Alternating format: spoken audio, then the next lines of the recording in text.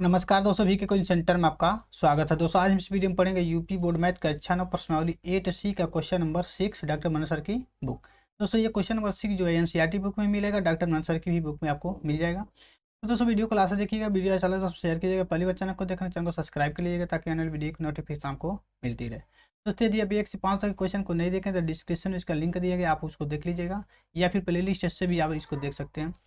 चलिए 6 देखते हैं। इसमें 6 में देखिए क्या दिया, कह रहा कि समांतर चतुर्भुज ABCD का विकर्ण AC कोण A को क्या करता है, समद्विभाजित करता है। कह रहा कि देखिए आकृति आगे कह रहा दर्शाइए कि पहला क्वेश्चन हमको सिद्ध करना है कि यह एंगल C को भी समद्विभाजित करेगा, और दूसरा कह रहा है कि यह सिद्ध करना है कि ABCD एक समचतुर्भुज है। क्वेश्चन चलिए समझते हैं। कह रहा है कि ABCD क्या एक समांतर चतुर्भुज है जिसमें देखिए कि जो विकर्ण AC है वो क्या कर रहा है, एंगल A को समद्विभाजित कर रहा है। समद्विभाजित का मतलब ये हो गया कि एंगल 1 और एंगल 2 दोनों के आपस में बराबर हैं। तो क्वेश्चन ये सिद्ध करना है कि जो एंगल 3 और एंगल 4 होंगे वो भी क्या होंगे, आपस में बराबर होंगे। यानी कि एंगल C को भी क्या करता है, ये AC जो विकर्ण है वो क्या कर समद्विभाजित करेगा। ठीक है, ये पहला हमारा थ्योरम है, यहाँ प्रूव करना है। दूसरा कह रहा है कि ये सिद्ध करना है कि ABCD एक क्या है, समचतुर्भुज है। यानी कि बताना जो समांतर चतुर्भुज ABCD है ये क्या है, समचतुर्भुज है। तो देखिए समचतुर्भुज को अगर हमको सिद्ध करना है तो हम ये दिखाते हैं कि चारों जो इसकी भुजाएं क्या आपस में बराबर है, तो ये समांतर चतुर्भुज क्या हो जाएगा, समचतुर्भुज हो जाएगा। इसमें दूसरा कुछ हमको कुछ नहीं करना। ठीक है, चलिए सबसे पहले यहाँ लिखेंगे, ज्ञात है ABCD एक समांतर चतुर्भुज है जिसका विकर्ण AC एंगल A को समद्विभाजित करता है, अर्थात एंगल 1 इक्वल टू एंगल 2, यानी कि एंगल 1 एंगल 2 क्या बराबर है।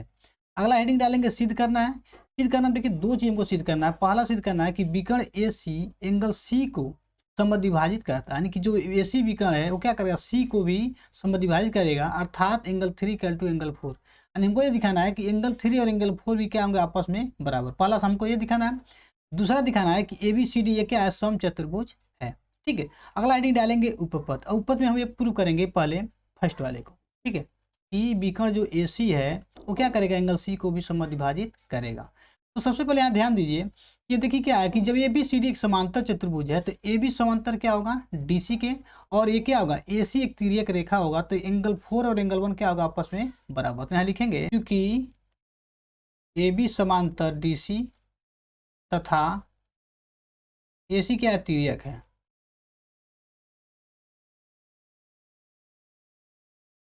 देखिए क्या है, AB इस तरह से है, DC इस तरह से, अगर इसको तिर्यक रेखा इस तरह से काट रही है तो एंगल 1 क्या है, ऐसे है, तो ये एंगल किसके बराबर होता है, इसके एकांतर अंतः कोण। और ये एंगल जो होगा किसके बराबर होगा, इसके बराबर होगा। ये भी क्या होगा, एकांतर अंतः कोण। तो दोनों एंगल बराबर होंगे, यानी कि एंगल 1 इक्वल टू एंगल 4 और एंगल 2 इक्वल टू एंगल 3। तो यहाँ लिखेंगे, इसलिए क्या आ जाएगा, एंगल 1 इक्वल टू एंगल 4। इसका रीजन लिख देंगे क्या, एकांतर अंतः कोण, अंतः कोण। ठीक, यहाँ हो जाएगा तथा एंगल 2 इक्वल टू क्या आ जाएगा, एंगल 2 किसके बराबर होगा, एंगल 3 के। तो यहाँ जाएंगे एंगल 2 इक्वल टू एंगल 3। इसका भी रीजन लिखेंगे एकांतर अंतःकोण। ठीक, इसको मान लेते समीकरण नंबर 1, इसको मान लेते समीकरण नंबर 2।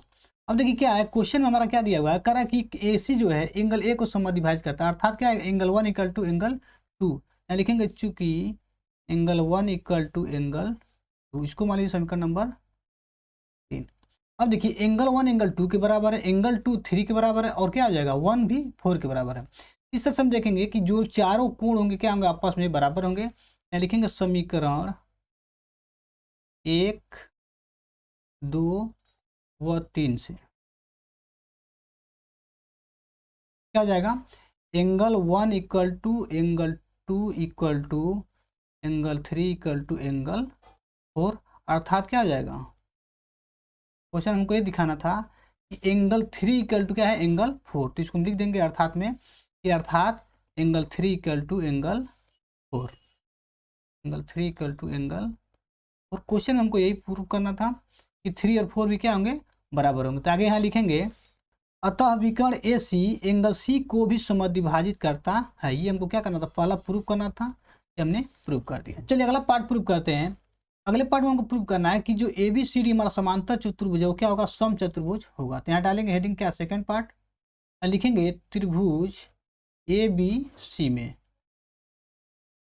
अब देखिए ABC में क्या क्या इक्वल हो रहा है, यहाँ पे एंगल 1 एंगल 3 के इक्वल है। यहाँ पे देखिए किससे, समीकरण 4 से, एंगल 1 2 3 4 के आपस में बराबर है, क्या लिखेंगे, angle 1 equal to angle 3, bracket में लिख सकते हैं समीकरण 4 से, समीकरण 4 से क्या आ जाएगा, एंगल 1 इक्वल टू एंगल 3।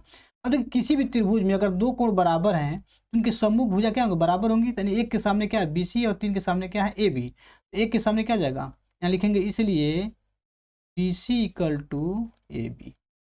अब देखिए ABCD क्या है, समांतर चतुर्भुज है, क्वेश्चन में दिया हुआ है।